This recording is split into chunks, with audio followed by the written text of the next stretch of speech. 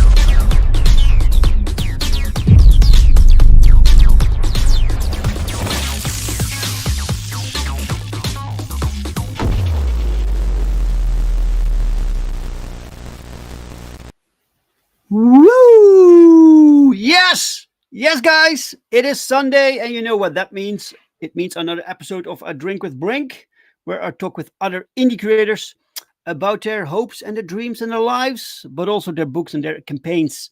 Because frankly, I'm kind of done with mainstream comics. Mainstream kind of sucks. It bores me, and indie is where the passion is. All right. I hope you're all having a fantastic Sunday, a great weekend. My weekend has been rather relaxed, rather calm. And we got some new backers also during the weekend. So if you still want to secure your copy of Perfect 10 Book 5 or POWERTRIP Book 2, which are available in the same campaign, go grab it. Go grab it. Guys, POWERTRIP is done. So that book is completely finished. It's completely printed. Look at this, guys. It's done. I have it right here. It's already shipped out to Critical Blast, and Critical Blast will make sure the distribution in America happens, and I will take care of Europe, right? So he has like 4 boxes now of these things on the way, and we are working on the last 6 pages of Perfect 10 Book 5, and it's a fantastic comic, guys. I'm so proud of it, and I'm very curious about what you think about it. So all right, guys, we have in the chat, I saw Devil Flyer, and he says hail Dave and Paul, because our guest today is Paul Thayer, returning guest. I'll bring him on in a minute. And Devil Flyer says, hit that like button, please. Yes, please do. Please hit the like button while you're here. You know, every little bit helps us little creators. And welcome, Mike. Hi, Mike. How are you, man? Hello there. Happy December. Congrats on much deserved additional backers. Nats, belated. Oh, and belated happy birthday, Dave. Oh, thank you so much, man. Thank you, sir. Yeah, it's the campaign is slowly. It's a bit slow, but it's a December. It's a December this time of year, things are slow. This when I suddenly get a bunch of backers, it's really cool, and I really appreciate it. So we have to ask Paul what his experience is with campaigns during this time. 58 Underground, welcome, sir. Welcome. I hope your weekend is going well. And Dark Side is Comics is on time today. What's this? What's going on? Usually you drop in the last minute. So welcome, Ernest. Guys, subscribe to Dark Side is Comics for daily comic book reviews.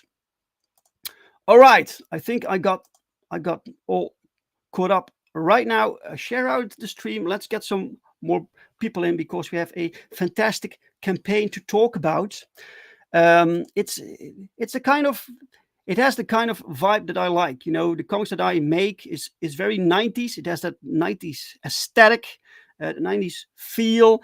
And this guy, he makes a series which is very reminiscent also of that era.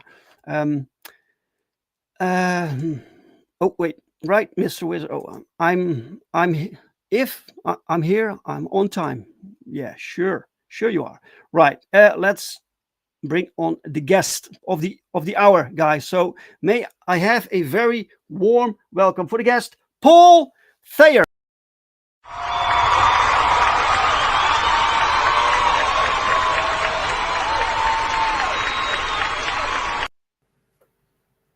There he is. What's up? Hi, Paul. Welcome back, man. Happy to be back, ready to roll. Yeah, you are very, very like busy regarding like showing up on streams, doing conventions. You're everywhere, right? I was doing a convention this morning and cut it short to come here. Really? Yes. Oh man.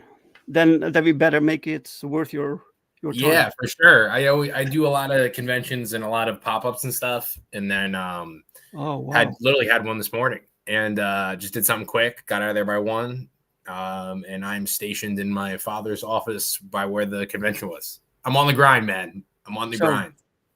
Are you going back after the stream?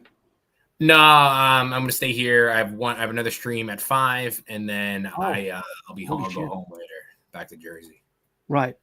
Welcome back, Paul. You see, people are very, very happy to see you.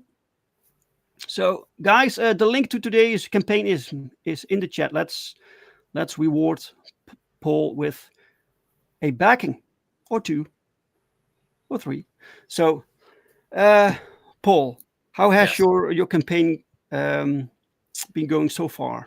So, campaign is the best one we ever had so far. I usually make the goals low. This one we put at 3,500, and the most we've ever raised in our first 24 hours is around $906. It's like 906 or 932. And the last one we did for episode 4 did about 600 for the first day. This one did $1,732 on its first day. Nice. So big increase. And we're at a little over 2,500 right now. Going for that 3,500. Our campaigns usually are anywhere from 4,000 to 4,800 a campaign is usually where we end up. So I definitely think how this first week went, I definitely see this one going over 6,000 with the support of the many amazing people. Right.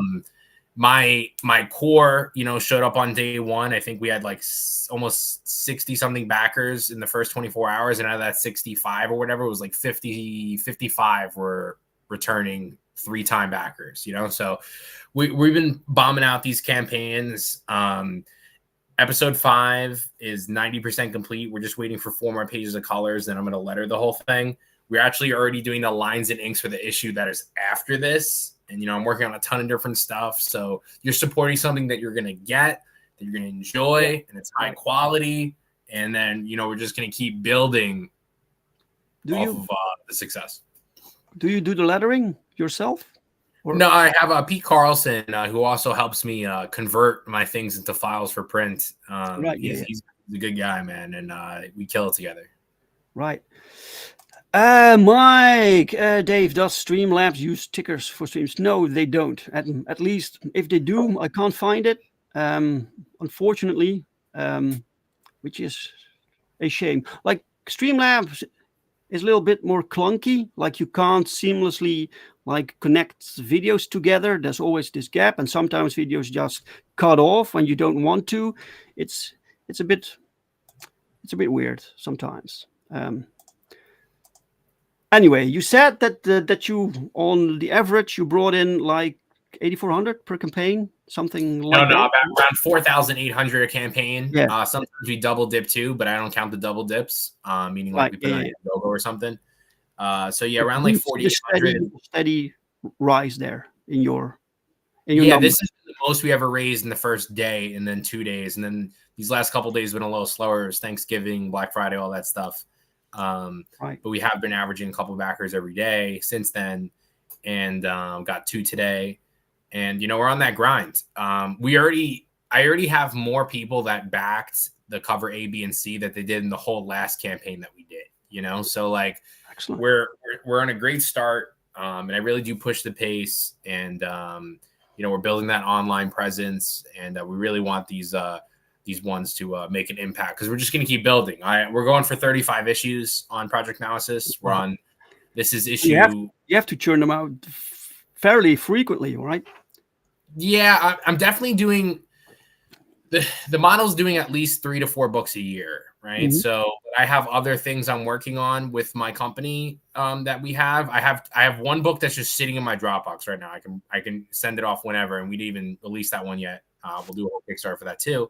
And then we're working on the new episode 6, and then I have a new book for my publishing company called Lethal Leopard that I'm teaming up with former WWE wrestler Enzo Amore, and we're building he goes by Real One now, and we're building a comic book for that as well. So we're doing a couple different things. Wow, you're a busy man. Is it true that you're relatively new to the indie comic books scene? Yeah. So I've been doing it about 4 years. We really make our impact on conventions. That's why I am fortunate enough to fund these campaigns before we're even on the Kickstarter, so you guys aren't waiting a long period of time for anything. Okay, so but these books you're presenting today for issue 5, are these books printed? No, it's 90% complete. I need 4 more pages colored, and then we'll letter it, and then it'll be printed shortly after that. Do you have some sort of way that you pre-sell your comics at conventions also, or is it after the campaign that you bring to conventions and then you? Yeah. Once we print them, I start bringing them to conventions. Otherwise, I have 8 other books. So this is my 5th campaign for this series, but we have this will be our 9th book total in the world. So every book I've came out with is from Project Naosis. We had 0, 1, 2, 3, 4. Now we're on 5. I had 2 prequel books and I had a one-shot. So holy shit. Yeah. So we're on 9 books. I wish I just made it all Project Naosis. Looking back, that I'd be at number 9 right now. But it's all good. Learning lessons. Oh, the other books are called differently, but they're within the same universe. One shot, and then I have Omega 2090, which is going to be a 4-issue miniseries, but we have 2 issues of that out, which is completed, and then you can go from there. So this does mean that for some books you didn't go through a crowdfunding stage. We didn't do it for episode 0 because I didn't even know what crowdfunding was. So like I'm at a convention and people are like, "Do Kickstarter." I'm like, "What the hell is a Kickstarter?" You know what I mean? Like I thought Kickstarter when I watched Shark Tank, it was like like you're doing the Peloton or something. You know what I mean? So I didn't know that you can do comic books with that, and now it's like one of my main sources of doing 4 campaigns a year. To build this brand, and we use it as a big rocket ship right now that we're trying to build upon. Right. So you actually started with the 0 issue. Yeah. Right. Yeah. Usually that's something that after like the series has been going, they do the 0 issue. What happened before? But you thought you started there. Why did you start with number 0? Great question. So I actually wrote the scripts. It was going to be originally a 6-issue series, right? It was going to be a 6-issue series. I never wrote a comic book a day in my life. But then when I was about to do issue 1, I was like, okay, this is going to be a 40-page book. My episode 1's a 40-page book. I was like, before I do this, I was like, this is a lot of money to invest in. I was like, let me make a 20-page book. And then let me just show you what happens right before that makes this team. And that's what I did. Basically did like the tee off of the villain. And then it just built into so much more. Like I said, I have 35 scripts done. It went from 6 to 12 to 18. Now we have 35 scripts, you know, so to where the ending is, just to build the characters. There's so many characters in my stories that we either, you know, we're building off of or we kill and stuff, but it needs to grow the story. And if 6 issues would be right now, you know what I mean? So like it would be over. And I'm trying to build something, you know, this is like my Avengers, my Justice League in a sense. It's, if you read it, it's very different, but in that era of like, we're building something, you know? Wow. So issue 35 is definitely the ending. You know how it ends, when it ends, done. So my original idea for what Project Naosis is, what is the ending? It's the best way to put it. So like, I thought of this amazing idea, but then I thought, you know, from a business standpoint, it's way too complex. No one will understand it. You get dropped off. It's so confusing because I hate that personally in books. Like I'm like this it's just overload, you know, sensory overload. So I'm working towards that. And at that moment, it could either be the end of the book or it could be the beginning of something new. Yeah, but usually is. Yeah. We'll see what the numbers are by then. But 35 is where we're going. I can't cut out the things at this, like I wouldn't be able to cut anything out. So like it needs to get there. So if we do it in 5 years, if we do it in 10, if we do it in 3, you know, we're going to get there. And we're going to get there. With the help of all the amazing people that can join us and support this campaign. All right, let me zoom this in a little bit so we can see the wonderful art. So Project Naosis, episode 5. Yes. You have 85 backers right now. Guys, if you back during the stream, let us know and we can celebrate. Yes, please. 21 days to go. Excellent. Shall we begin with watching the trailer? Go for it. All right, there we go. Welcome all to our 9th Kickstarter campaign, Project Naosis Episode 5. This installment will be 24 pages with 3 amazing cover options. And in this world, there is no multiverse or do-overs, so the stakes don't get any higher. Now for the story.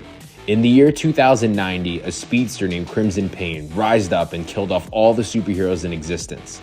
So the government made a super enhanced team called Project Naosis to fight off this rebellion.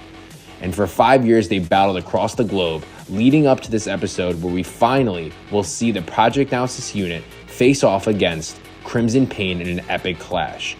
Who will live and who will die? Find out by ordering today. All right, short and sweet. Nice. Got to get in, get out. That's it. Quick pitch. Boom. Yes, these designs, man. So what I understood the last time you were here, you talked about this concept is that you need a lot of characters, right? So you need a lot of designs. Do you do all the designs, or so I would sketch out a lot of things, and then I went to a different artist to get a lot of the concept art done. Because, you know, that's one thing you always see is like, oh, I did this, I did that. No, I'm going into the artist and I'm giving them all this information that I have already so we can push forward. You know what I mean? Right. Collaboration. Some are like Thorn, the guy with the spikes, spitting image of the drawing I made. You know, Omega had some concept art done. And then when I had my first artist, Corey Hampshire, come on, you know, we designed the helmet and stuff like that. Like, I'm good with collaborating with my artists in a sense of like, they're not really going into it like, oh, I got to think of this whole design. Like, no, like I'll give them images, textures, light sketches, and everything that's possibly needs to go in there. And of course they put that artist's touch in it that I don't have to make it into something. And then when we do the concept arts on like the newer characters and stuff, we go through like 10, 15 different designs before we choose something final. So excellent. Welcome, John, from John's Longbox. Welcome, sir. Hey, I did Perfect 10 for Sunday Comics this morning. Yeah, I saw. Very cool. Thank you so much, man. That was awesome. John's good guy. Awesome. I do get a little bit, what do you call it, flustered or like when people talk about you, or like I don't know how to act when people give me compliments and stuff like that. So really cool that I wasn't there, you know. Yeah. But I saw it. Thank you, John. Thank you so much. By the way, one of the first sentences in the trailer, like it's a bit sad that nowadays we reach this point in indie comics that you have to mention that you don't do multiverses, right? Yeah. That's an actual selling point nowadays. Yeah. So, really cool. Everything's multiverse. Even, for example, like I heard even the new Blade, the rescript now is multiverse Blade. It's going to be with Wesley Snipes and him now. I saw. It's like, come on, dude. Just make it's so me boring. a fucking movie. You know what I mean? Like give me something, you know? So I wish people would start to like reject it, because it's done. No more multiverse, please. It's too complex. Make me a good movie. And then maybe after 12 more movies of not having anything to do with that, maybe throw me number 13 as a multiverse movie with Right. all the things from the last 12. Well, I don't think it's complex. It's quite the opposite. It's the easy way out. It's you know, when you have to contain your story within one universe, that's more complex than when you can add in multiverses. Anyway. Yeah, no multiverse, no do-overs. There's no Good. gods. There's no magic. You know, there's no coming back from the fatalities that you see, unless technology has a hand in it, which is yet to happen. Right.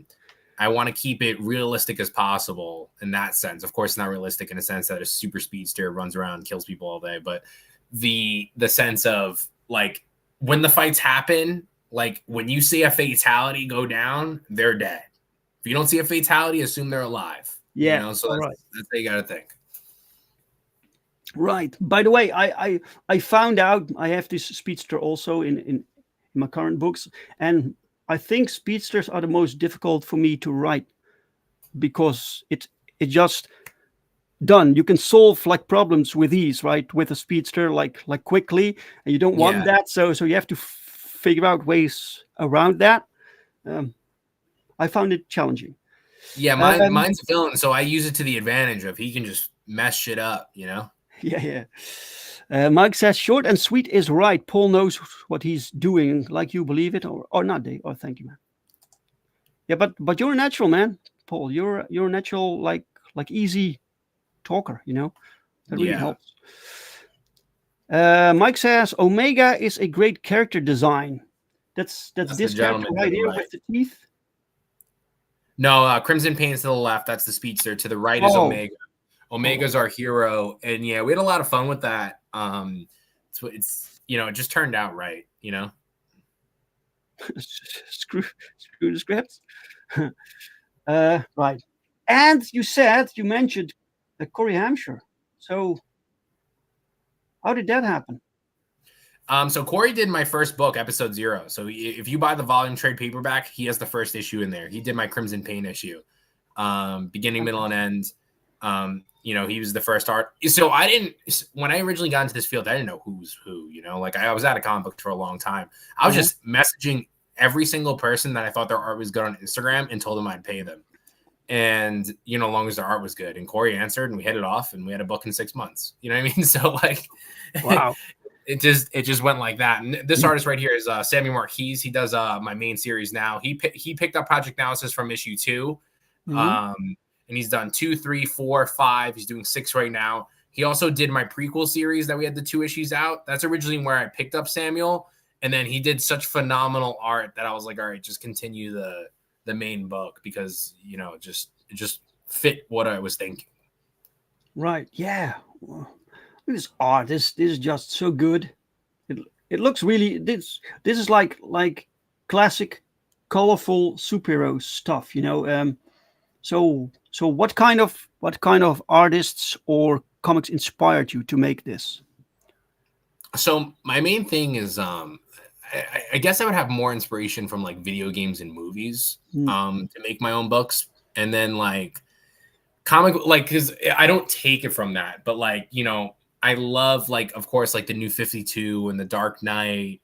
Those are like my big comics that like had me in comics. But the main thing I wanted was like, I wanted a thing where it didn't repeat. It was like an HBO show where you just kept moving forward.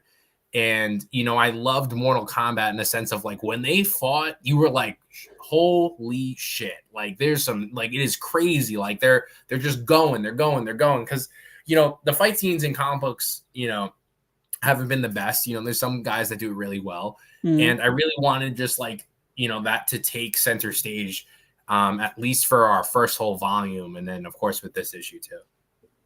Right. Mike says Mortal Kombat is an awesome inspiration to take from. Yeah, Mortal Kombat's one of my favorites. That's one of the IPs I would like to license one day. Yeah, right. And then get your own character in there, like Kirkman with his Omni-Man. You know. That's crazy. Yeah. I would just do it for the sake of like I would love to do a mini series of Mortal Kombat which they don't have, and do something cool and make my own characters. Something new. I wouldn't put of course I'd put it in a video game, but I would never. So the whole point of Project Naosis is like, I mean, no multiverse. Like I will never do a crossover with anything with these characters. Like it needs to be in its own thing, its own bubble, right? Forever. Yeah, because unless it's like movies or video games or something like that. Yeah, because the concept is such that you can't really do crossovers, right? Or would it technically be possible within this concept that you created to do crossovers? Technically, the only way something like that could happen is if that character from someone else's universe lived in Project Naosis. They wouldn't be out of Project Naosis. That would, I would say, would be the only loophole around something like that, because they can't leave. I don't need them fighting Batman. You know what I mean? I need them fighting Crimson Pain. And then when they die, because multiverse means there's a million other possibilities of them in a million other scenarios where maybe, you know, Omega's the bad guy, or, you know, Lithium's the bad guy, or etc. You know, you can go on and on. Like they were best friends. You know, it's like you can take it so many different ways. And I want people to just be invested into one story, and every volume can bring in new readers. Right. These colors also really nice. Prasad Rao, I've had him on Project Naosis since Project Naosis episode 1. He's doing some covers for Action Comics now and stuff like that. So that's badass. So yeah, do you when you write your scripts, do you sometimes surprise yourself that things happen that you really thought they would go different route? Or are you very, very meticulous and you know this needs to happen, etc.? So I'm very collaborative in a sense of my scripts are my scripts, but I'll give you a great example. Volume 1, so Project Naosis is a classified unit, right?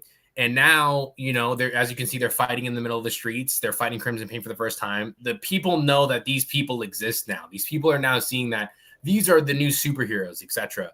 And that wasn't supposed to happen for a long time. But then in episode 3, Samuel started drawing them outside. And I was like, okay, if they're outside, everybody knows who they are. So I just moved some things around a little bit, made it work. And it honestly works way better for the story. And we're building off that. Eventually, I figure out pieces later down the line where I'm doing my scripts. Like a great example is volume 3. I was just going back in and tuning up some of the scripts. And I finally figured out how to like just play some things that are happening in the beginning and just like make it like turn out better. Because another big issue that I have with comic books is like when you get information, sometimes it doesn't pay off or it never pays off. You know, if it does pay off, it could be 50 issues. Like I'm really trying to like square a lot of the things away, except for the main story plot of like these guys fighting these guys, you know? So like it was able, like I'm not gospel to the scripts. Like I'm gospel to like how it needs to end, but everything in between could change depending on what's going down, reception too from characters, on who people want to see more. And I can always like move some things around to make the best story possible. Right. Yeah. Mike says, oh man, the trade paperbacks to choose from too. Yeah. Yeah. I have 3 covers for trade paperbacks. Our cover A, if you get in the bundle, is cheaper to do it that way. And then the other ones are $10 more if you get it separately. All right, let's admire So this that's art. page 1. So that's how you open up this book. So Oh. everything, like how I said, I really want new readers to come in. So if you're a new reader, you can either A, get everything that we have, or B, you could pick it up right from episode 4, add episode 4 on to this episode 5 campaign, and you have a beginning and middle and an end right now, because I really refresh you on the first issue of the new volumes to really put you into the world, and not basically making it like it's brand new, but making it to a new reader in a sense of like, you can pick this up and, okay, I know what's going on, you know, without even knowing the characters realistically. Mm-hmm. Right. Yes, Paul needs to compile all these covers into their own book because they all look great. Thanks. Means a lot. Yeah, the in art the is, back of the trade paperbacks, we have a lot of the covers. the art is on point. This is you know, man, I also like Invincible. This is like that vibe, that style also. I really like that. It's colorful, it's vibrant, it's action packed. So you said you wrote things before you wrote comics, or did I get that right? No. So I honestly, like, in 2019, I thought of an idea when I was at work, and I saw it wasn't alive, like it wasn't a thing, and I was like, let me make a book. And that was it, dude. And I've been doing it ever since, and I've been doing it full time for a year now, almost. And Okay, yeah. you Full-time know, even. and this Wow. this is the big issue, and that's a double page spread. That's going to be like, my Project Naosis unit has never come face to face with Crimson Pain, our main villain. Every time Crimson Pain faces off against somebody, a lot of people die. A lot of people die. All right. So you're finally going to get this clash that we've been building up to for 9 issues, and it's not going to disappoint. Exciting. So how did you know how to write this, if this was the first thing you ever wrote, right? It's pretty challenging with so many characters. It has a deep lore. So how did you tackle that? It honestly, like, not to just like say it, but it comes naturally. Like, and honestly, I didn't think of that at first, you know, like that's why I went with the issue 02 at first, because I wanted to focus on one character. Because after diving into it, I was like, oh my God, I got like 7 main characters. You know what I mean? It's like, It's so much. But you know, I looked up how to write a script. I write it as each panel, and I tell you what's going on in the panel and the dialogue, what's going on. I redo the dialogue though once I get the full colored pages, just to make sure everything flows right, because my artist does change things around. Sometimes, you know, like this is a good page example. Like I wrote a double page spread of what's to go down, or no, actually I wrote 1 page for something, and he's like, let's just combine them and just mash them all up. I was like, do it, dude, like do it. Like, you know, like you can see it differently. Long as we're still getting to the same endpoint, doesn't matter. All right, yeah. So these are actually panels that you see here floating around here. Yeah. So and that's supposed to be 2 pages, right? Yeah. Yeah. It's gonna be a double page spread, so it's gonna be cut in half. But it'll have them talking, and then he's jumping at them, and then you see Crimson Pain on the bottom looking at them coming. They land on his ship, and then we'll figure out what happens after. You know, but they're taking the fight to him aerial style, which is insane. So it's like, it's definitely not a speedster's home to be in the sky. You know what I mean? So that would be a great point to attack him at. So do you have, because characters can die, plus I think they have a limited lifespan when they have these powers. Is that correct? No limited lifespan, but they definitely, a lot of people do die. A lot. Oh, okay. Right. So they basically, so Crimson Pain kills all these heroes, and the government's like, okay, what do we do? Let's all unite under this enemy. So they make the ULN. They all unite together, and then they're like, okay, we have no superheroes anymore. At least superheroes that want to do anything for us. Let's make our own unit. Let's take soldiers that are already, you know, listening to us, give them a serum, juice them up, give them all the financial capability to do whatever they want, and then make them as a classified unit to kill off these villains. And now it's getting a lot bigger than that the people know they exist, and the politics have to switch it like, oh no, these are superheroes, but really behind the scenes, they're blowing people in half too. So it's a lot of different levels and layers than a normal Avengers style book. So do you during this series, do you follow one character that's kind of the anchor character or the main lead, or are there different leads because everyone can technically die? Yeah, so like each book's you know, a little different in the sense of like you're following, like think of it as a TV show. Like maybe one scene you're following Darth Vader, and then the next scene you're following Obi-Wan, and then the next scene you're following Mace Windu, but then you're back to Darth Vader. You know what I mean? So like I kind of do it in like that kind of sense. But the main character is Omega, I would say. Like he gets the most screen time or page time. And then, you know, all the other characters move around. But sometimes there's missions, and the missions might only focus on a couple of the characters. But it's all building to the same point. Right. This is freaking awesome. Look at this, man. So all of our cover A's are always done by our interior art team. So that's Samuel Marquise and Prasad Rao. That's Crimson Pain whooping Lithium's butt as Omega's ready to attack him as well. And those two are two brother characters. There's a good dynamic to that as well. And they're taking on Crimson Pain, which is happening in the story. So our cover A is always done by our interior art team. I thought this page was sick. And we're going to see if Crimson Pain finally meets a challenge. This is so cool, man. When I see this, I want it. You know, I want to read this. Look at this art also. So that's Viken Marion. He's done tons of stuff for DC, Image, all that stuff. Met him at a convention. He's super cool. And I thought of a great concept I wanted to do, like I said, I wear my heart on my sleeve. I love Mortal Kombat. I wanted like a video game cover. You know what I mean? Like choose your character, you know? Yeah. So he did Omega with Crimson Pain. They're selected, and they have the other characters that are in this book fighting. And so what are these characters' names below here?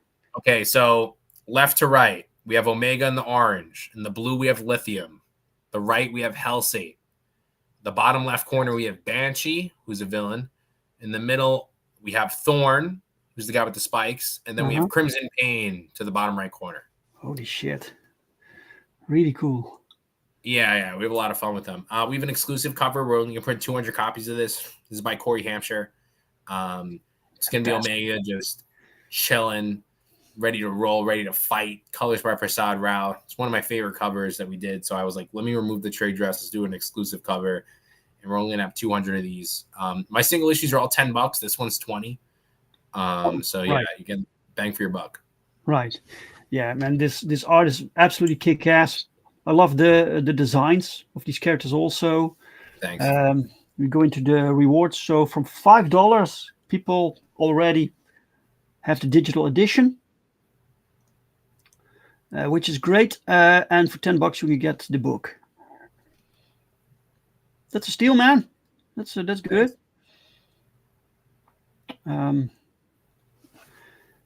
Physical copy and artist. Oh, right. These are these 3 variants. And then, yeah, we have all digital. You can get that for $25. You get 0 to 5. So that's like 172 pages. Can't beat that. Excellent. Get all 3 covers for $40. A, B, and C. Boom. No problem. The catch-up tier, you get the trade paperback that collects 0, 1, 2, and 3. Those retail for $50 all day on my website. And right now you get the 2 other books with it. So you get episode 4, which is the newest, the first book for volume 2. And then you get episode 5. Oh, wow. Yeah. And then we can get everything we have, our spinoffs and our trade for $80. Right. And then Viken's lines and inks of the cover, we're letting that go for $3,000. So if someone scoops that up, I'm jealous, but that's all for you. Wow. For $3K, people can get that. That's fantastic. Add-ons, Crimson Pain one shot. You follow our villain Crimson Pain. It has a complete beginning, middle, and end. You can add this to your campaign, get a full story on the villain. Coolness. We'll make it 2090. Our prequel books. That's where we picked up Samuel Marquise for his first book, the artist that's on Project Naosis right now. You follow Omega on the day that episode 0 takes place, where 90 million people died, and then you find out how Omega gets his powers with those 2 books. So that's book 1. Next one's book 2. Welcome, Crenshaw. Welcome, sir. What up? How are you doing this wonderful Sunday? So yeah, book 2, same thing. Book 2, yeah. Book 2. This is a classic like homage cover also. Yep. Episode 4. If you're not too sure where to start, just grab episode 5, add episode 4 to it. You'll get a great volume, like the beginning of the volume, and then we're going from there. So for new readers, new to this entire franchise, do you recommend they start with issue 1, or is there a jumping on point? Like, so issue 4 is the jumping on point. So you Right. get issue 4 and issue 5, but if you're like, hey, I got $80, buy everything, and you're gonna be thrilled. But if not, just trust me, add on that one book, and you'll get the rest later. And it's a different beginning of the you know what I mean? Like volume 1 really does have a beginning, middle, and end, and now this one too will have a beginning, middle, and end. But it's still pushing the story forward. Like I really square off a lot of stuff. Right, sure. They have the trade for $40, 120 pages. And then we have the cover B trade by Julian Shaw. Julian Shaw, he's doing the inks on some Spider-Man stuff on Marvel Unlimited right now. He did 12 pages in our book, and then he has that cover, which is sick. Do you mostly connect with these artists through conventions? No, so the only one I cut through convention was V. Ken Marion, and then I got this guy Joe C. Stratelli. I forgot how to pronounce his last name, but we did a whole book too. Those are the only 2 people I met at a convention that I was like, let's do something. Otherwise, I just found them online. And Julian too. He wasn't doing Marvel or anything. Now he's at Marvel. And then Kyle, who did my episode 1, 2, he's doing Star Wars stuff now. So I get them first. You know? Yeah, man. Except for Corey. Corey's the boss. Corey's great, yeah. Welcome, student OG. Welcome. And welcome, William Byrne. Welcome to the chat, sir. Hey, Dave and Paul. Oops, I broke my vow of silence. Oh, you were lurking usually. Well, good to see you in the chat, sir. Crenshaw says, glad to have a stream to listen to while I day drink and do chores. Yes. Oh, well, it's a drink with Brink, so go ahead, man. Right. Everything looks fantastic. Look at this classic like layout here of this cover. Yep. Corey did the homage cover in with the old, out the new. That's so with my homage covers too. I try not to do it as a like, oh, let's do a Star Wars cover, which would be fucking awesome. You know what I mean? Just for my nerdness. But I try to do it in the world that revolves around what we're doing, right? So like it's in with the Project Naosis, and the team behind them are all the guys that died. You know what I mean? So it's like in with the old. I mean, in with the new, out with the old. But they already die in issue 1, right? So it's not really a spoiler. Issue 1 and some other places, but you really won't tell. You know what I mean? Like I even when I show people scanning the book, and I'll show them one of the fatalities, and then they'll hit me and go, "Oh my god, that fatality!" I'm like, "Yeah," because then it means something. Oh, so you actually built these deaths around fatalities, something like that. You make it really gruesome. Yeah, it's like Crimson Pain's first impact. He puts 1,000 bullets into one guy and then rips this other guy's head off. Like rips his head off, dude. Holy shit. Yeah, and the other ones are pretty bad too. He'll blast their head off, or he'll rip out their spine from their stomach. He's evil. He's like, if I saw him walk in the room, I would cry and try to kill myself before he kills me, dude. Yeah, well, you need a strong villain for your series. People can get trading cards also. $5. All right, cool. Guys, the link to this campaign is pinned in the chat. It's also in the description of this video. Go check it out. Go back it if you can. If you can't, just share it out. Share it out on the social media. Talk about this campaign because it looks absolutely phenomenal. 85 backers right now. And you also, besides this, you have your website. Shall we bring that up for a moment? Yeah, you can bring up my website. We still have the Black Friday sale up. I'm keeping up till Monday. There's 2 items you can get on there if you're just looking to get a trial. I think it's this one right here. Yes. So click the shop first, and in the shop, you'll see all of our titles. We sold out episode 0, so that's the only thing that you don't see on there. But yeah, we have 1, 2, 3, 4. You can get all the 4 covers that we've had. You can get all the trade covers.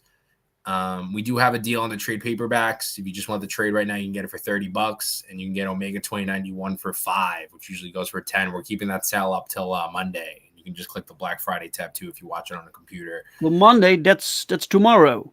Yes. So people have to get it today, right? Yeah. If you just want to get the trade and try it out, we're doing a good Black Friday deal. We did pretty good on that sale on Friday, so I just kept it. I need to change the words to Cyber Monday, I guess. All right, man. So you must be so proud. This series. Yeah, Look at this, man. That's like a legacy. You're building something here. Yeah, I'm building my Marvel. You know what I mean?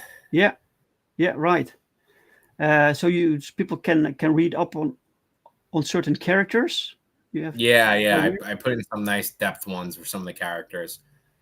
Crimson Pain. I love that, man. Sonic Speed. Yeah. Love that shit. It's really cool. Omega. Jonathan Evans, Energy Manipulation. Oh, look at this. Like Noah Thomas, Teleportation. So it's fun to think of real names also. So you have to think like code names, right? So because code names are their on mission site names, and then now of course the people that'll be their superhero names, and then they have their real names too, which they can't say on field, and if they do, it's like kind of like a no. But do you have a specific process to come up with right names, or do you sometimes struggle with finding the perfect name for certain characters? So sometimes I have the name first. Oh yeah, that happens also. You know what I mean? So and then I work the other way, and then I really can't think. I can't, or at least I can't write a character that I don't have a name for. So if they don't have a name, I can't write unless the only time I could do that is if it's a character I'm going to kill in 2 pages. I'll be like superhero 1 or bad guy 1, or something like that. Yeah, I know. Looks great, says Mike. Paul, please license Mortal Kombat comics. Haha, I feel confident you'd handle it. I would, and we get there by you supporting these Kickstarters. Yes. There you go. Oh, all right. The link to this page, by the way, if you wanted to read up on all these character sheets. And those are the original concept art. This one too. It's that was the first concept art we did. Oh, really? I did it with Johnny Morrow. He does the Disney villainous stuff. He did these artworks. Yeah, I think the colors changed, inverted somewhat, right? The new colors. Yeah, cool. Really cool. Helicate. Hellsate. I don't know why there's an I in there. I had to fix that. Oh, right. Yeah, it's Hellsate. It's I took the word Hissate and made it Hellsate, so it's my copyrighted word. Crenshaw says back or shared this book so it can get super popular and Paul can make 3.75-inch G.I. Joe style figures of all these rad characters I can buy for my kid. Thanks. Yeah, that's nice. Then these kids can do the characters with the fatalities, brutal slaughter. Oh, nou, dat ziet er allemaal goed uit. Looking great, man. Looking fantastic. All right, guys. Before we close off this show, or wait, is there something people need to know about the campaign or about your page or whatever before we close off, Paul? No, the campaign, just make sure we make this our biggest one yet. Like I said, the most we ever did was around 4,800. If we can get past that 5,000 mark, we're really doing the big things. And it doesn't come from you guys just backing, just share it out. Share it, A lot of people are looking for that superhero stuff. And, we got it, so we're ready. Exactly, man. Well, if you're watching right now, you probably like superhero stuff, especially with the 90s vibes, guys. Yes. So while you're here, check out Perfect 10, Book 5, POWERTRIP, Book 2. It's so look at this, guys. It's like the Jamie universe is slowly growing. We're working with different creators, also different writers, different artists bringing their own characters. So we're slowly growing. Perfect 10, book 5. It's about a artificial assassin who wakes up in this world of super villains, and she is like they all want her dead. So she has to fight for her life, and she has to do that now for 5 issues. So, and this time she will face the big bad guy, Calamity, or bad girl in this case, together with some other like heroes, and it'll be brutal, guys. So go check this out. We have like 2 covers for you. We have actually 3, but the third one you can only get on Fun to My Comic. But the first 2 you can get here, drawn by Paul Rodrigues. This cover A, this cover B with 10 in a badass armor. It's all so 90s. We love it. And then we have some homages to covers from Wonder Woman, for instance. Paul Rodrigues doing the artwork. This is a double-page spread in the book. This issue has like 32 characters. It was a nightmare to write, but we did it, guys. We did it. And Pau is now working on the last 6 pages, and then and meanwhile, Joel, the letterer, he's lettering all the pages that are now done. So we're slowly nearing the finish line. Go check it out. This is some pencil work that you can see here. And then we have a professional penciler, Thiago Gomez. He also does things for the Rippaverse. And he inks this book. And we have POWERTRIP, book 2. POWERTRIP is a anthology series with 3 shorter stories done by 3 different creative teams, all taking place in the same universe, guys. So these characters can pop up in other titles. Kind of depends on how people respond to them. This is like a platform to showcase new concepts, new characters, and we love feedback. This is how, for instance, American Bliss got her own series, because people liked the short story in the first POWERTRIP. So we have Shadow Lion. He's a Brazilian street level hero, drawn by Eder Messiah. And Eder Messiah is right now working for Marvel. He's drawing Moon Knight. Nice. Fantastic art. Look at this. And then we have the Flying Dutchman. He's basically our Superman archetype, really fun. It's drawn by Paul Rodrigues, and Flying Dutchman chases this young speedster, and there's a story right there, and really cool stuff. And then we have the Phenomenals, which tells the story of 5 metanormals, so people with superpowers who didn't make it through the academy to become official superheroes, right? So they fail because of attitude problems, whatever, but they want to be heroes. So they band together and start their own group, the Phenomenals, guys. Go check it out. The link to all of this is in the description of this video. So go share it out, talk about it, and thank you all for the support, guys. Share and then end my screen shares. Paul, thank you so much for being my guest and for showing us your wonderful campaign. Good luck with it, man. We hope you get a lot more backers. We will. Yeah, you will. I'm pretty sure, because the concept is fantastic. The art's fantastic. Everything works, so there's no reason. We're just waiting for those eyes to get on there, dude. Yeah, exactly. That's it. All right.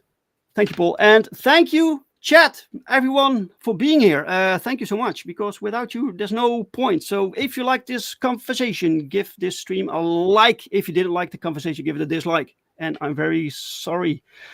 I will be back next week, the same time, same channel, new guest. I can't remember the guest right now, but you will find out. And I hope to see you guys then. So let me find my video for the outro. I think I have it right here. Guys, thank you so much. Enjoy the rest of your Sunday and see you next week. Bye.